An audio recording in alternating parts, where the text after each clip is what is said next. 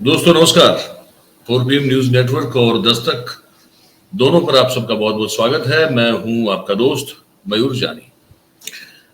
दोस्तों आज एक हमारे गृह मंत्री ने एक पत्रकार वार्ता प्रेस कॉन्फ्रेंस बुला के एक बहुत इंटरेस्टिंग चीज की घोषणा की है। बहुत रसप्रद और रोचक बात है, उसकी आज उन्होंने घोषणा की है और इसकी जानकारी जो है सभी को प्रेस इंफॉर्मेशन ब्यूरो जो होता है हमारा, जिसको शॉर्ट फॉर्म में कहते हैं PIB,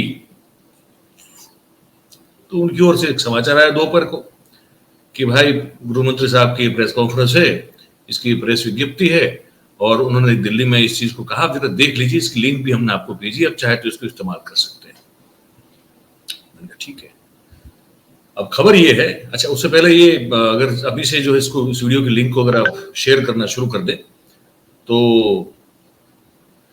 हमें बड़ी खुशी होगी भाई, हम ज्यादा से ज्यादा लोग तक पहुंच पाएंगे इसलिए।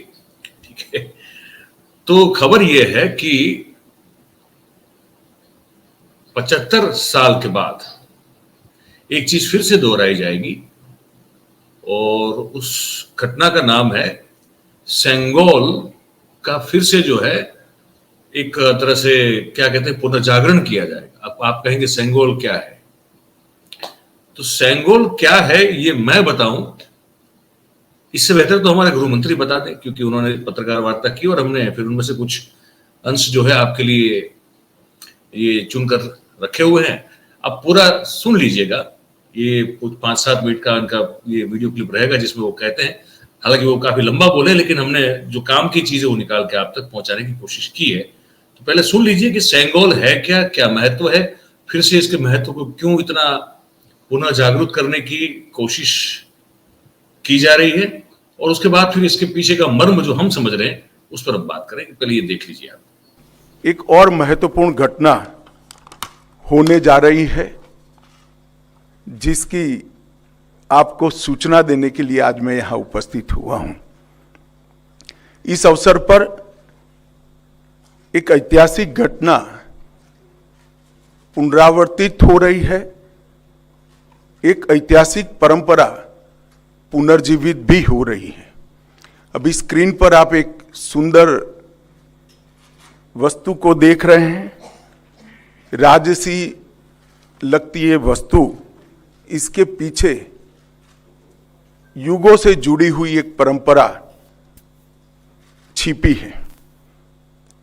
इसको तमिल में सेंगोल कहा जाता है और इस शब्द का अर्थ संपदा से संपन्न और ऐतिहासिक है। ये घटना जुड़ी है आजादी की क्षण के साथ। 14 अगस्त 1947 की रात को एक बहुत महत्वपूर्ण ऐतिहासिक और अनोखी घटना ने आकार लिया था, जिसकी 75 साल के बाद आज देश के अधिकांश नागरिकों को जानकारी नहीं है। यह सेंगोल जो अभी आपने स्क्रीन पर देखा था, उसने हमारे इतिहास में एक अहम भूमिका निभाई है और ये सेंगोल अंग्रेजों से भारतीयों के साथ सत्ता के हस्तांतरण का एक प्रतीक बना था। इस घटना के ऐतिहासिक महत्व को जानने के बाद आप सभी को आश्चर्य होगा कि इतने सालों तक ये हमारे सामने क्यों नहीं आई। जब इसकी जानकारी प्रधानमंत्री जी को मिली, इस पर गहराई से विचार करने के बाद प्रधानमंत्री जी ने इसकी गहन जांच के आदेश दिए और फिर निर्णय लिया कि गौरवमयी प्रसंग को ध्रुव तारे के समान, परंपराओं के ध्रुव तारे के समान देश के सामने रखना चाहिए। इसीलिए हमारे नए संसद भवन के लोकार्पण के दिन को चुना गया। अब मैं थोड़ा इस घटना के बाद में आपको बताऊंगा।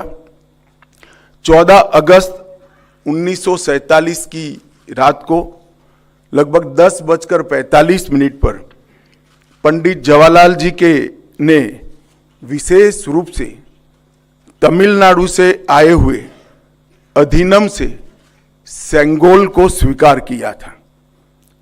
उन्होंने इसे अंग्रेजों से भारत को सत्ता प्राप्त करने के प्रतीक के रूप में पूर्ण विधि विधान के साथ स्वीकार किया था।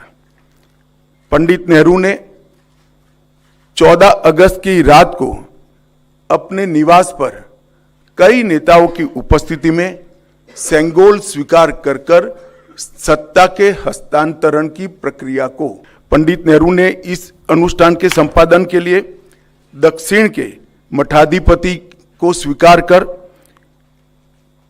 आगे चले, जिससे पता चलता है कि उनका उद्देश्य भारत की भावात्मक एकता और आध्यात्मिक एकीकरण का था।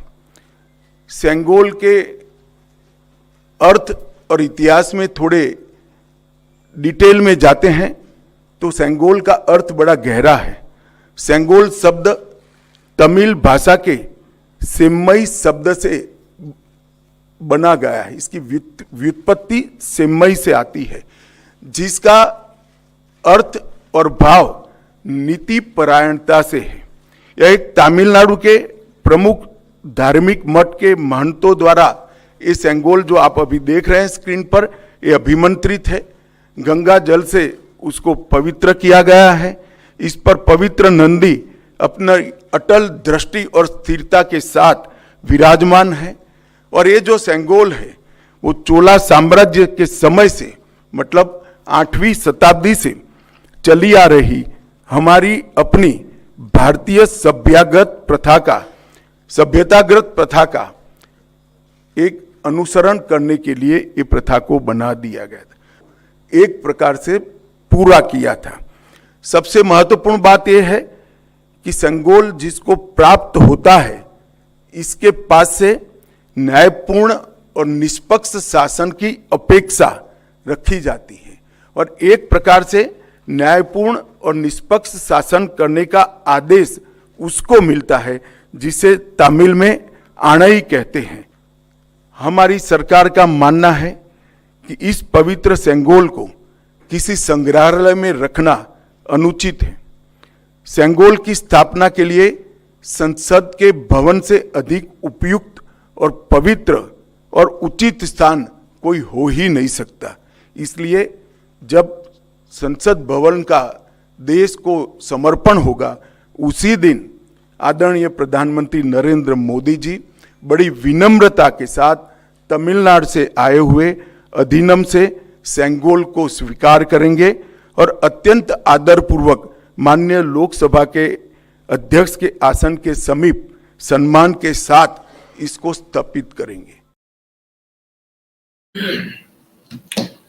तो दोस्तों, ये सुना आपने अमित शाह साहब, हमारे गृह मंत्री देश के, और पूरी बात जो है, जो सेंगोल को लेकर जो पूरी एक बात आपको जानने की जरूरत थी, वो हमने आपको उन्हीं के मुंह सुना दी।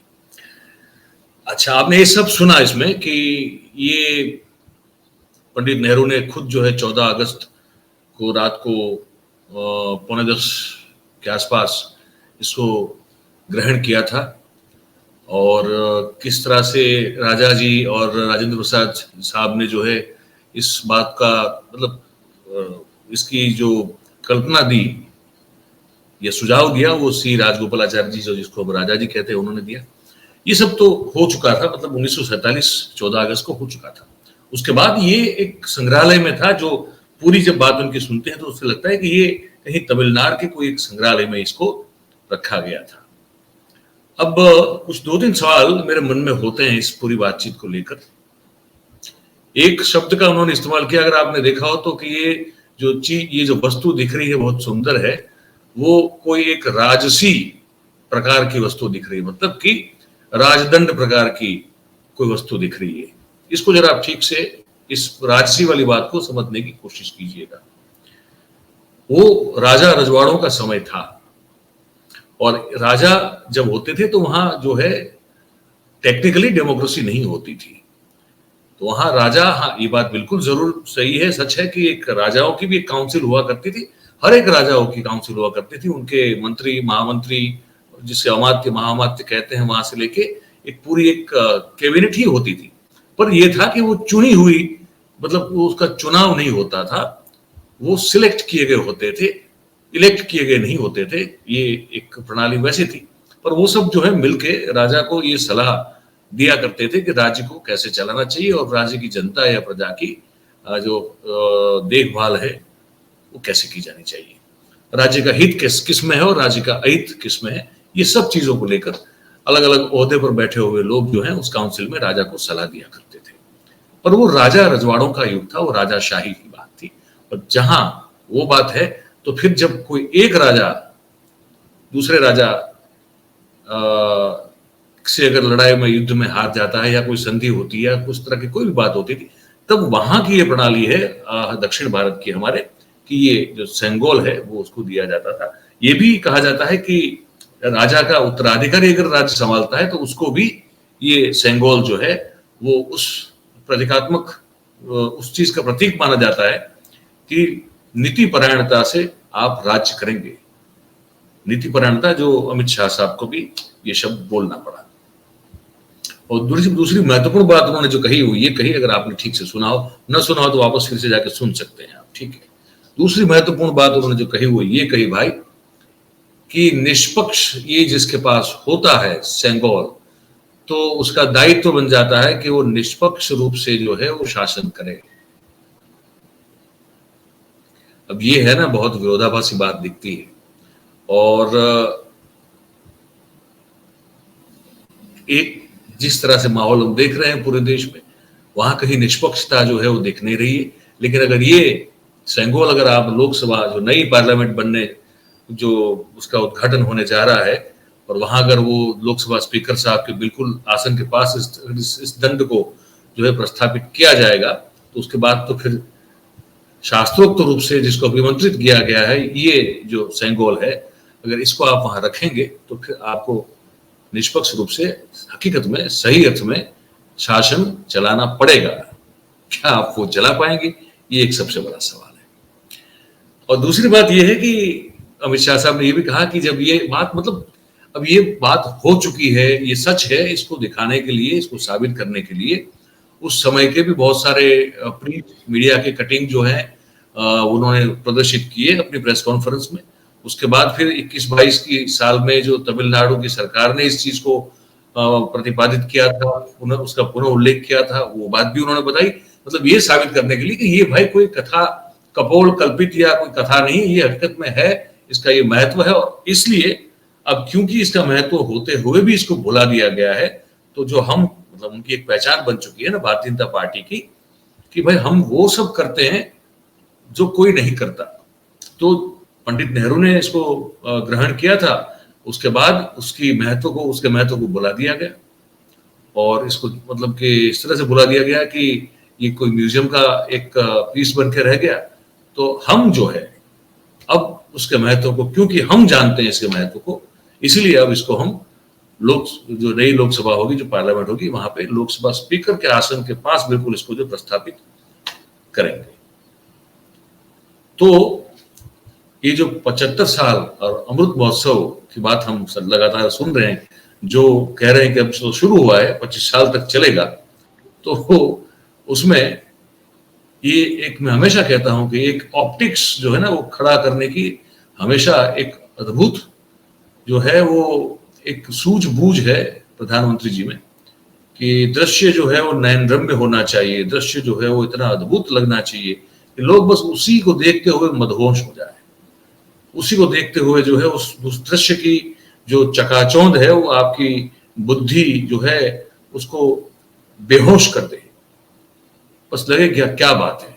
और उसके महिमा मंडन में आप इतने खो जाएं कि जो वास्तविकता है, जो धरातल पर जो हमारी स्थिति है इस देश की जनता की, वो खुद उस व्यक्ति को ही याद न रहे जो उससे गुजर रहा है, जो उससे जद्दोजहद से गुजर रहा है कि महंगाई से लेके कितनी वो चीज तो लगातार हम बोलते रहते हैं, उसको कितना रिपीट करेंगे, अब सब जानते हैं, सब मानते भी हैं कि कोई तकलीफ तो बहुत सारी है। लेकिन ऐसे दृश्य खड़े कर देना, अभी आपने ऑस्ट्रेलिया में भी देखा कि कैसा दृश्य खड़ा कर दिया गया कि लगे कि अरे हमारे यहाँ लोग जो इनकी निंदा करते हैं, बाकी बाहर देखिए, बाहर तो क्या सीन हो रहा है, बाहर लोग जो है पैर छू रहे हैं, बाहर लोग जो है इनको कोई बॉस बोल रहा है।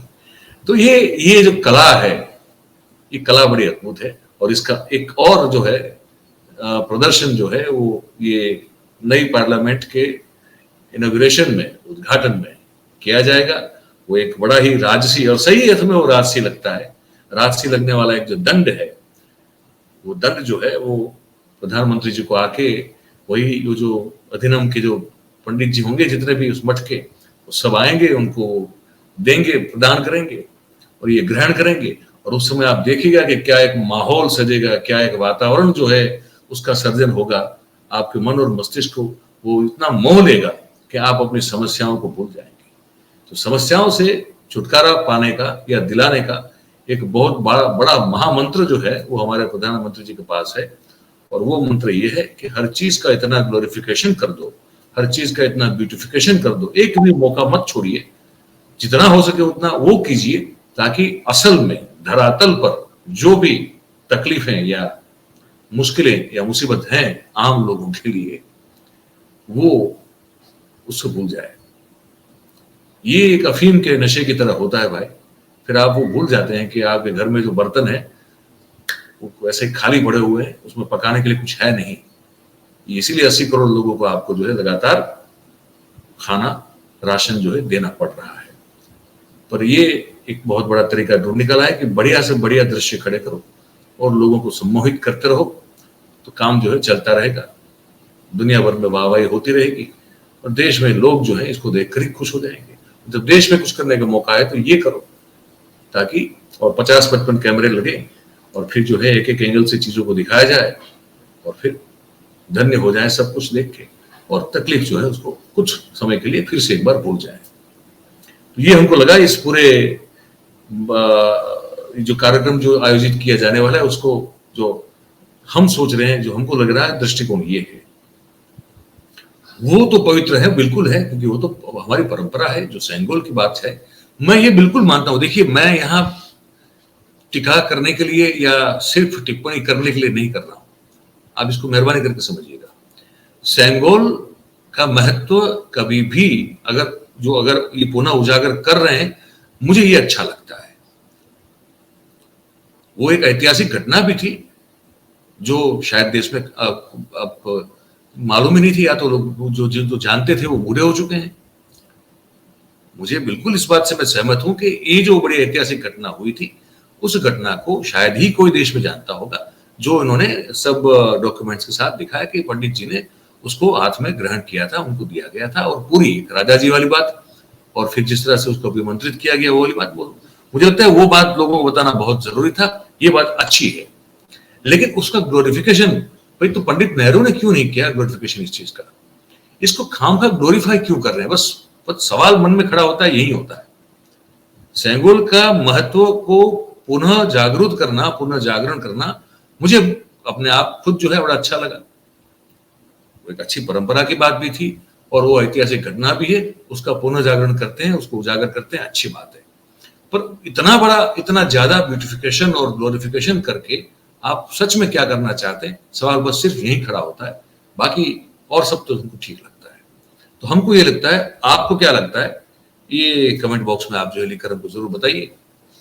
और फिर हमारी बात अगर आपको लगता है कि अच्छी है तो इसको लाइक करें, शेयर करें, सब्सक्राइब करें। आप सबको बहुत बहुत धन्यवाद। Thank you very much. नमस्कार।